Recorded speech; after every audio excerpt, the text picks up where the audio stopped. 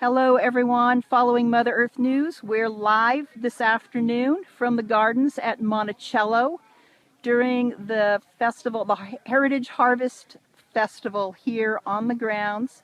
You may know Monticello because it was Thomas Jefferson's home in Virginia and he was president. I'm here with Peter Hatch, who was the director emeritus of Gardens and Grounds for 35 years. 35 years, yeah, but I'm only emeritus since I left Monticello. Okay. And we're sitting on a hillside. Can you just describe the gardens here? Yes, we're in Jefferson's vegetable garden, and it's a 1,000-foot long terrace organized into 24 large rectangular beds called squares. And it's carved out of the southeastern slope of what Jefferson called his Little Mountain. And it overlooks a 400-tree orchard, 2 vineyards and berry squares and a stone wall. And this was the garden of Thomas Jefferson's retirement years. It's a collection of an effort to collect Jefferson's 330 varieties of 89 different species of vegetables. This was a garden laboratory. He wrote, "The greatest service which can be rendered any country is to add a useful plant to its culture." And this garden was in many ways an Ellis Island of new and unusual plants that came from the 4 corners of the globe. Mm-hmm. And it's a revolutionary garden in the sense that one wonders if any man had grown so many different kinds of things before Jefferson assembled this collection at Monticello. And you recreated it here. Yeah, I was involved in the restoration beginning in 1977 to put this garden and the orchard and the vineyards and other features of this landscape back to reality. And Jefferson left extensive notes about this garden. He kept a garden journal called a garden book that's 59 pages long and bound in leather and residing today at the Massachusetts Historical Society. People can go online and Google Jefferson's Garden book and read it. Great. We also know a lot about this garden from years of archaeological excavations that confirmed some of the documentary record. Jefferson sometimes would say things and not execute them. And archaeologists found the stains of Jefferson's fruit trees and the rotted locust fence posts, and we uncovered this stone wall that's 1,000 feet long and that's found just the entrance to us. the garden. Yeah. The garden pavilion, or temple as Jefferson called it, was at the halfway point of the garden. And that was supposedly a favorite place for Jefferson to read in the cool of the evening. It was recreated in 1984. It supposedly blew down in a violent windstorm the year after Jefferson died in 1826. Okay. And a couple people referred to it as an observatory because you could look from that garden pavilion some 60 miles across the rolling Virginia Piedmont countryside toward Richmond, Virginia. And the view is beautiful here. It's something you absolutely have to come here to experience. And again, we're at Monticello in Virginia with Peter Hatch. And Peter, we have a question from somebody who wants to know what those clay pots are. Yeah, those are what are called sea kale pots. Should we go over and look at them? Can we look at them? Or? Yeah, we can go look at them. It's such a hot day here, which is why we're reluctant to go out into the sun for long. We're not sissies. But we're not sissies. So we're going to walk on over to the clay pots. Again, if you're joining us live, we're in Jefferson's Garden at Monticello in Virginia with Peter Hatch. This is a plant called sea kale. And sea kale could be described as a perennial cabbage that comes back year after year. It grows wild on the beaches of Great Britain. And in the wild, along the seacoast, the leaves come up out of the ground in March. And the leaves are then covered by wind-driven, shifting beach sand. What that does is it prevents the production of chlorophyll, keeps the plants from turning green, and results in a more flavorful leafy green. And why the clay pots? Well, when gardeners brought this into their gardens, they used, instead of shifting beach sand, naturally they used pots to cover the plants in March as they come up out of the ground. And they stay white and kind of funny looking, but they're much more flavorful. And when they get 8 or 10 inches high inside these clay pots. They're then cut off and, according to Jefferson, prepared like asparagus. Oh, tasty, huh? Yeah, it was one of his favorite vegetables. These are they suffer in the summertime. They like cool temperatures, and they've just been cut back to regrow this fall when it gets cooler. Oh, that's why they're shorter. That's right. Jefferson ordered 200 sea kale pots from a Richmond, Virginia potter to blanch, as it's called, in sea kale. Oh, I see.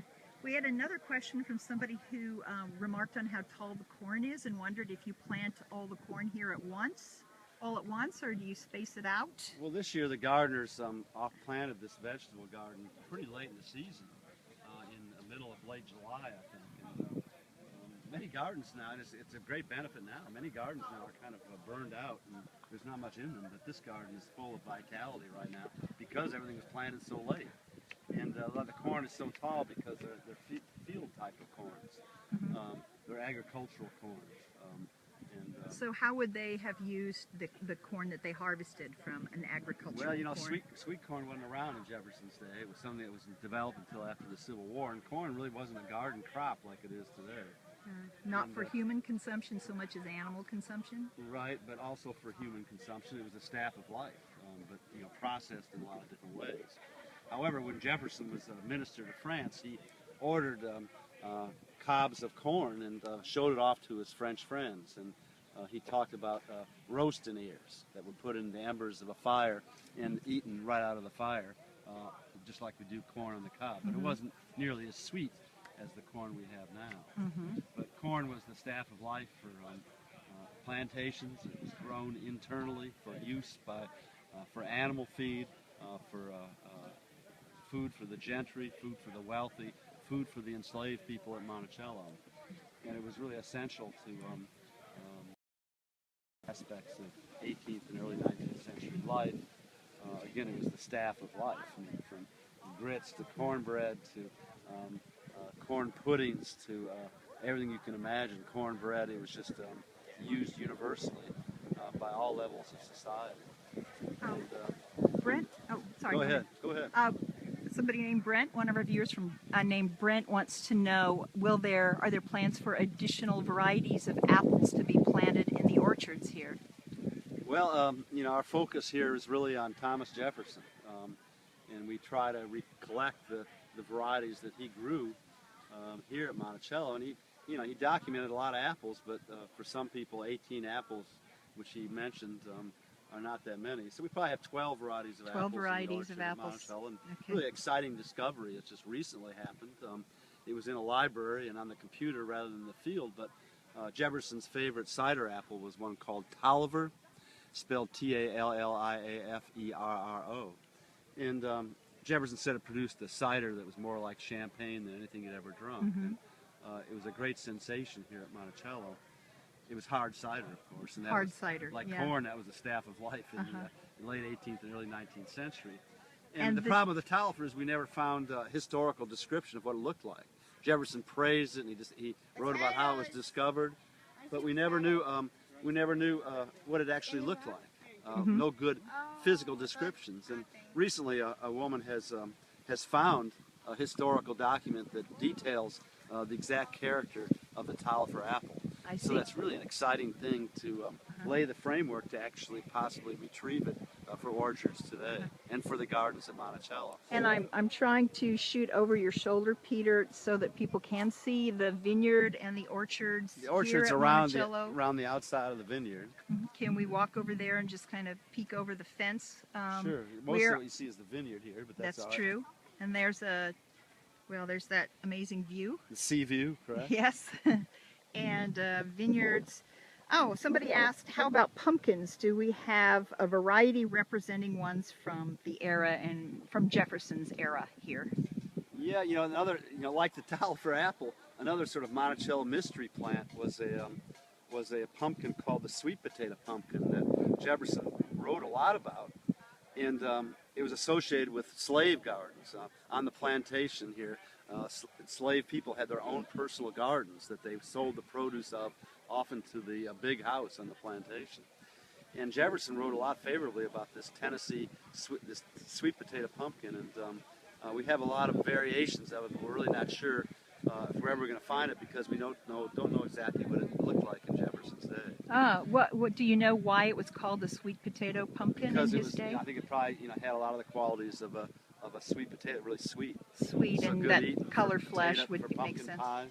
Uh-huh. But pumpkins were for Jefferson an agricultural crop, and he actually planted them to feed his livestock. Mm. An interesting use of that plant in the early 19th century as an agricultural farming item.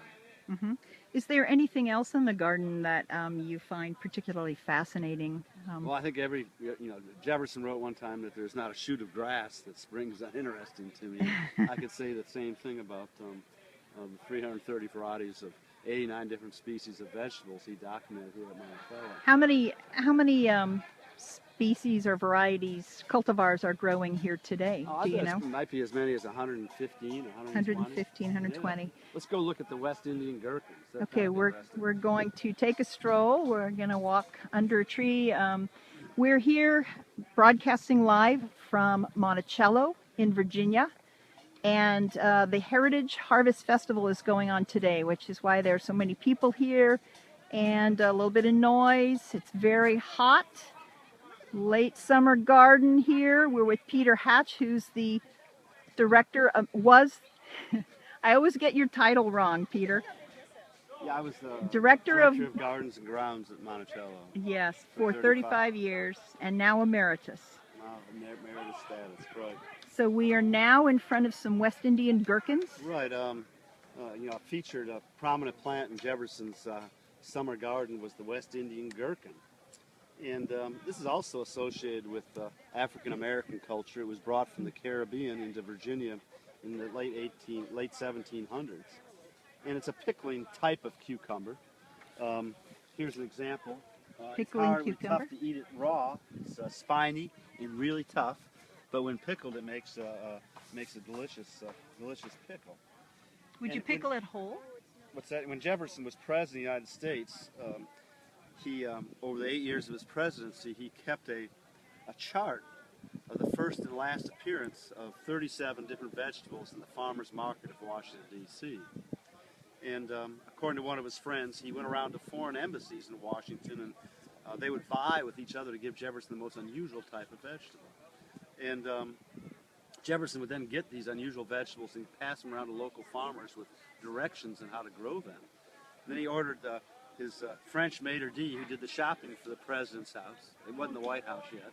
His name was Etienne Lemaire, to pay the best prices for the earliest melons or the prettiest cucumbers that came into the market.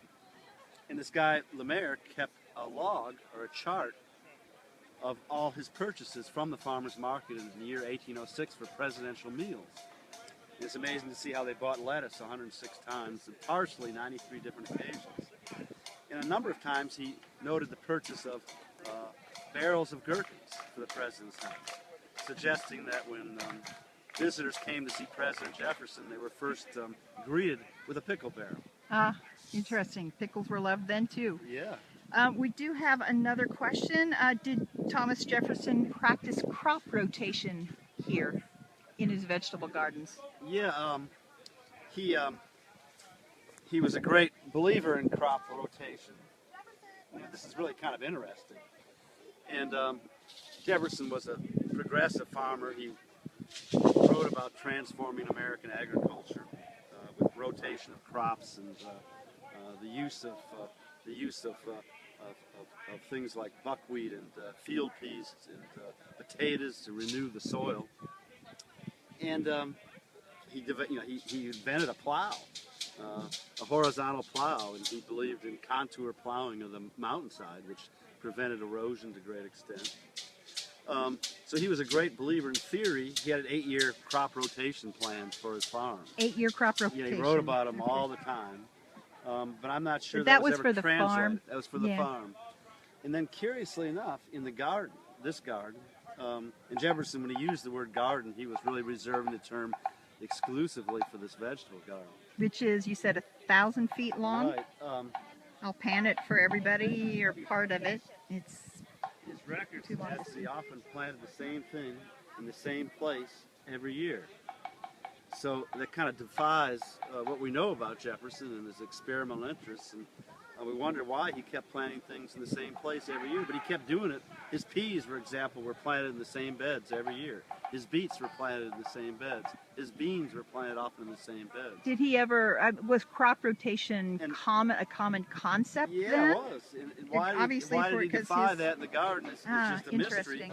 But all I can think of is that, well, it did okay. He kept doing it for 50 years. I don't think he would have done it if it didn't work. So it sort of defies science of crop rotation. We have a question. Could you tell some more about the vineyard? It looks beautiful in the background. In case you're just joining us, we're here at Monticello live from the Heritage Harvest Festival, which is why it's busy here today, and it's very hot. So the wind, which you probably hear on the microphone, is welcome to us because it's hot otherwise. So Peter, what can you tell us about the vineyard? Well, Thomas Jefferson was the father of American food, the father of American gardening, and particularly he was the father of American wine. He imported the finest vintages of European wines here to Monticello, despite being broke. He went on a wine tour of Europe. He was a great champion for experimental American grape growing. He was a real wine connoisseur, and he said amazing things like, "No nation is drunken when wine is cheap." Or he wrote one time that wine is indispensable to my health.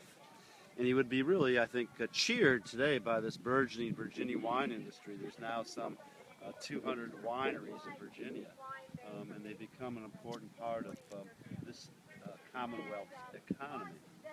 And he was a champion of other people in many ways. His own experiments at Monticello may not have been that successful. This is the Southwest Vineyard. It's a small vineyard, it's the small size of 3 tennis courts.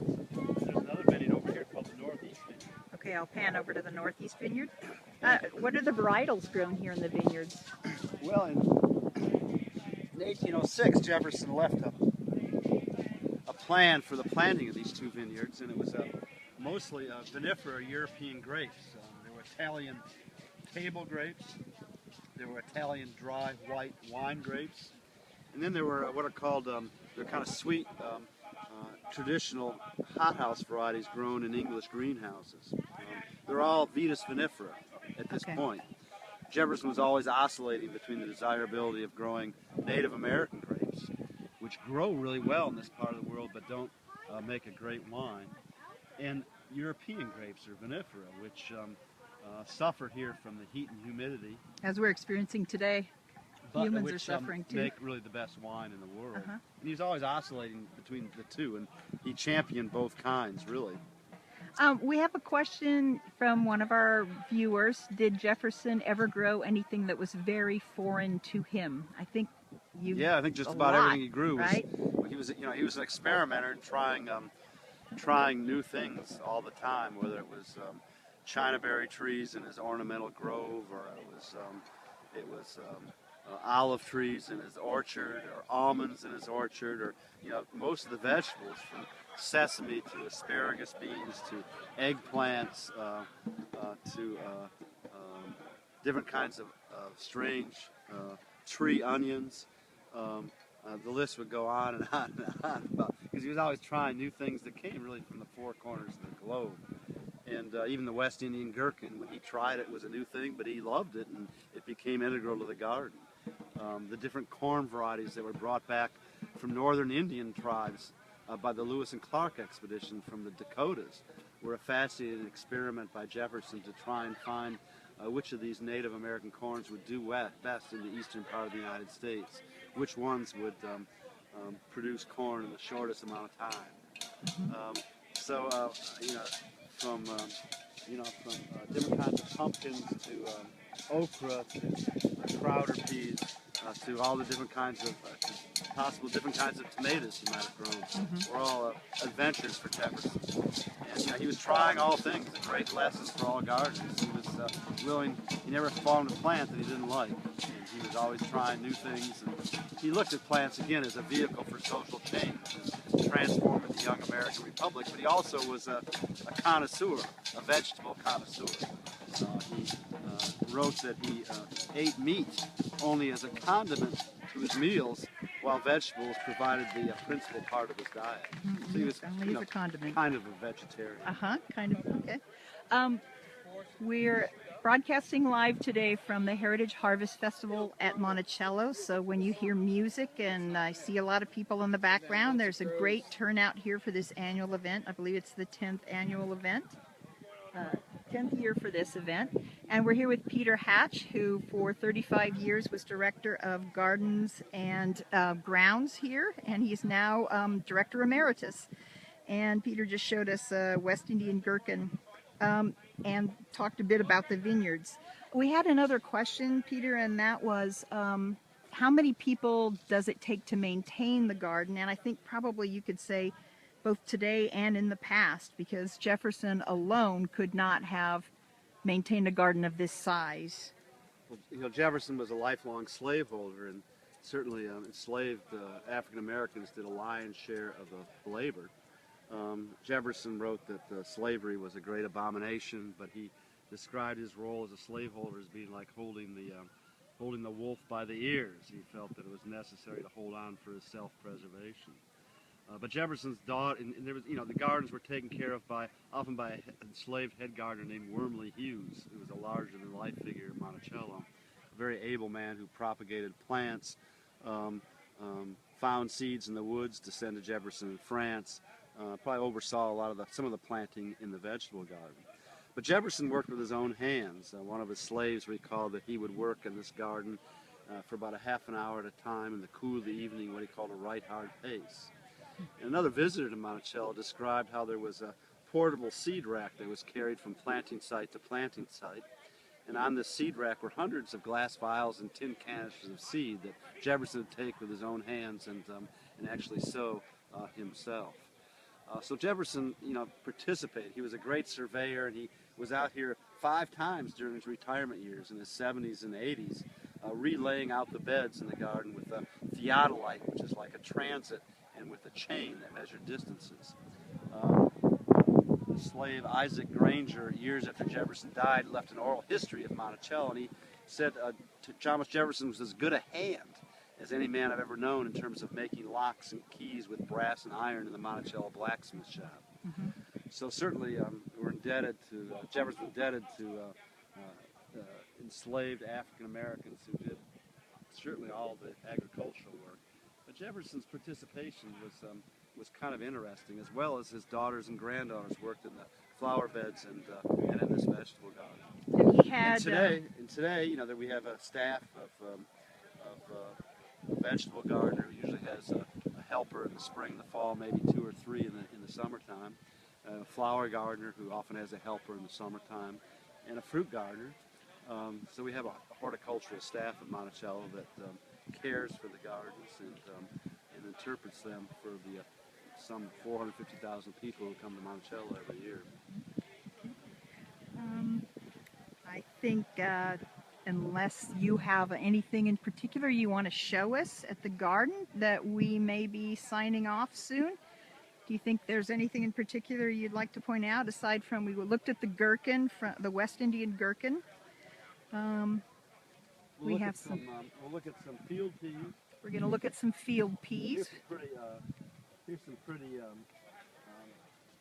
pumpkins.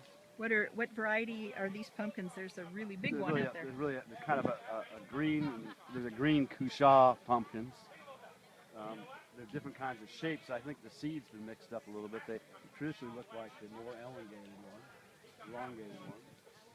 I should also remind people it's very hot here today, so things look wilted, but it's just the heat of the day. And what is this again we're looking at? These are field peas. They're Crowder peas, and due to the soil, thrives in our hot, humid temperatures.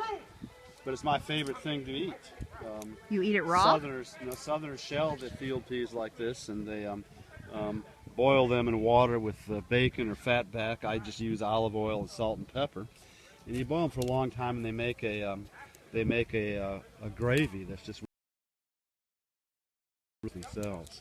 So it's a great crop for Virginia, and I love to eat them. We know a lot about food at Monticello, and Jefferson's second cousin was a woman named Mary Randolph, who wrote a cookbook called the Virginia Housewife, the most influential cookbook of the 19th century. And she has a recipe for boiling field peas and then mashing them up, making them up into patties, breading them, and then frying them with bacon. And still in southern restaurants, field pea cakes are becoming more of a rage in upscale southern restaurants particularly. One of our viewers notes that field peas are tasty, so. Oh yeah, I mean, my fantasy after I left Monticello was to be a field pea farmer. And my wife loves to shell them while she watches television, but she doesn't watch that much television, so it didn't seem like a legitimate, sustainable agricultural crop for me. Now, and we have okra. We leave the okra because a lot of the okra we use, we harvest and let dry for Christmas wreaths in the fall, around November. They make wonderful part of the arrangement, so that's why some of the okra is big. But we also know a lot about food from Jefferson's granddaughters who kept recipes. And one of the recipes was for okra soup, or in fact gumbo. And the vegetables in this dish are really interesting to me because there were two crops that were grown by Native Americans when the first Europeans arrived in Virginia. Patty pan squash, or what Jefferson called simlins, and butter beans or lima beans. They were also grown by Native Americans when the Europeans arrived. There were tomatoes in this recipe, and of course tomatoes were found by the Spanish in the actually the 15th century, and they became popular in southern Europe right away, not so much in northern Europe. There were potatoes in this recipe, and potatoes were found by the Spanish in the Andes Mountains and became popular not in the Mediterranean region of southern Europe, but particularly in the British Isles in northern Europe. And then you have okra, which is an African plant that was introduced into the New World through the slave trade. Slaves brought it across in slave ships from Africa. And in the Caribbean, okra cuisine was creolized by the French. And then okra seeds were brought into North America, into places like Charleston, New Orleans, by enslaved Caribbean people. And then this dish was all put together in the Monticello kitchen by enslaved African-American chefs who'd been trained in the finest arts of French cuisine. James Hemings, for example, had been taken by Jefferson to Paris when he served as minister to France and trained under Jefferson's personal chef. And then Fanny Hearn from Monticello was brought to the White House, or President's House, and trained under Jefferson's French chef, Honoré Julien. So what a great amalgam of all these different cultures that went into the garden and then were transferred by enslaved African Americans in the kitchen who'd been trained in French cuisine. And it began to define, our American cuisine, who we are as Southerners and as Virginians and as Americans. And it was this amalgam of all these different great cultures. Okay, well, I think maybe we will sign off from Monticello, the gardens at Monticello, and thank you, Peter Hatch, so much for taking some time in this hot sun on this busy day to speak with us. My pleasure. Thanks everyone for tuning in. Bye-bye.